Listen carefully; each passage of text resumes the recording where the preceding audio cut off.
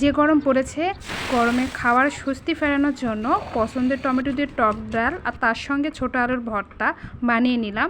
যখন কিছু খেতে ইচ্ছে করে না, এই রেসিপিটা আমি বানিয়ে নিই। প্রথমে আমি মসুর ডালগুলো ভিজিয়ে রাখবো। 1/3 কাপ মসুর ডাল নিয়ে পানিতে ভিজিয়ে রাখতে হবে। মসুর ডালগুলো হাত দিয়ে ভালোভাবে চটকিয়ে পানি চেঞ্জ করে ধুয়ে নিতে হবে। আর ডালগুলো কিছুক্ষণ ভিজিয়ে রাখবো। 3টা টমেটো নিয়েছি, টমেটোগুলো মাছ দিয়ে কেটে নিতে হবে। চুলায় ডাল রান্নার জন্য একটা হাঁড়িতে ডাল ভিজিয়ে রাখাগুলো দিয়ে দিতে হবে। আর এখানে পরিমাণ মতো পানি দিয়ে দিলাম। আমি 2 কাপ পরিমাণ পানি দিয়ে ডালটা সেদ্ধ করব। আর এই দিকে টমেটোগুলো দিয়ে দিব। আপনারা চাইলে টমেটোগুলো আস্ত দিতে পারেন। আমি টমেটোগুলো দিয়ে দিলাম, তার সঙ্গে দিয়ে দিব 4টা কাঁচামরিচ। আর এখানে দিয়ে দিব স্বাদ মতো লবণ। লবণটা আপনারা বুঝে দিবেন। হলুদের গুঁড়া দিয়ে দিলাম আধা চা চামচ। আর মশলার মধ্যে দিয়ে দিব আদা রসুন বাটা, আধা চা চামচ আদা রসুন বাটা দিয়েছি।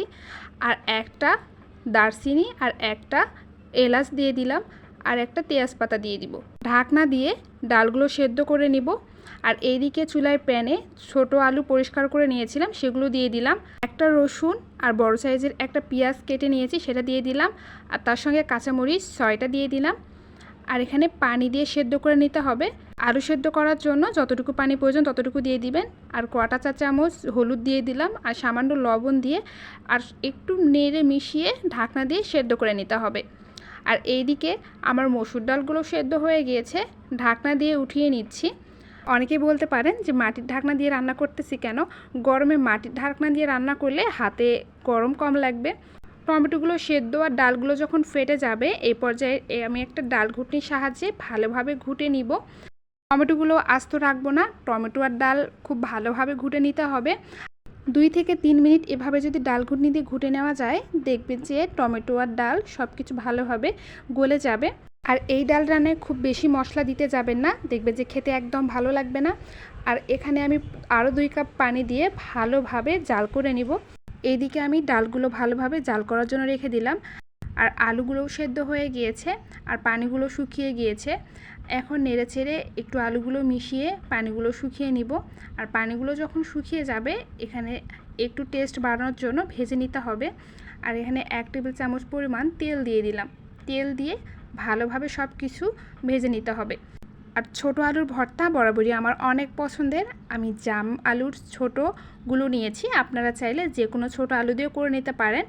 আলুগুলো ভাজা হয়ে গেলে দেখবেন যে প্যানে লেগে যাচ্ছে, এই অবস্থা চুলা থেকে নামিয়ে নিতে হবে। আর ডালগুলো আমি 5 থেকে 6 মিনিট এভাবেই জাল করে বলক উঠে নিয়েছি। এখন এগুলো বাগার দিয়ে দিব। বাগার দেওয়ার আগে লবণটা একটু টেস্ট করে দেখবেন। চুলায় একটা হাঁড়ি বসিয়ে দিয়েছি, এই হাঁড়িতে পরিমাণ মতো তেল দিয়ে দিলাম। আর ফোড়নের জন্য 2টা শুকনো মরিচ দিয়ে দিব। 1 টেবিল চামচ পরিমাণ পেঁয়াজ কুচি দিয়ে দিলাম।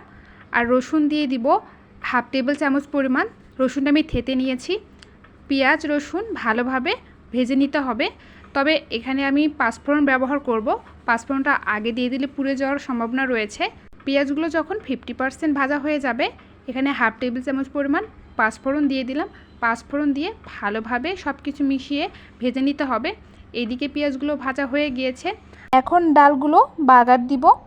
তবে বাগারটা একটু সাবধানে দিবেন, দেখবেন যে অনেক সময় ডাল চটকিয়ে হাতে পড়তে পারে। এইদিকে ডাল রান্না হয়ে গিয়েছে, তবে এই ডালটা একটু ঘন খেতেই ভালো লাগে। এখন ভর্তা বানিয়ে নিতে হবে। আমি মাটির বাটনা ভর্তা করব। কাঁচামরিচ আর শুকনো মরিচ দিয়ে দিলাম, স্বাদ মতো লবণ দিয়ে দিলাম, লবণটা একটু কম দিয়ে দিলাম। আর কাঁচামরিচ শুকনো মরিচগুলো একটু ভালোভাবে বেটে নিতে হবে। ঝালগুলো বেটে নেওয়া হয়ে গিয়েছে, এখানে আমি ভেজে রাখা আলুগুলো দিয়ে দিব। আপনারা চাইলে পাটায় বেটেও ভর্তা করে নিতে পারেন।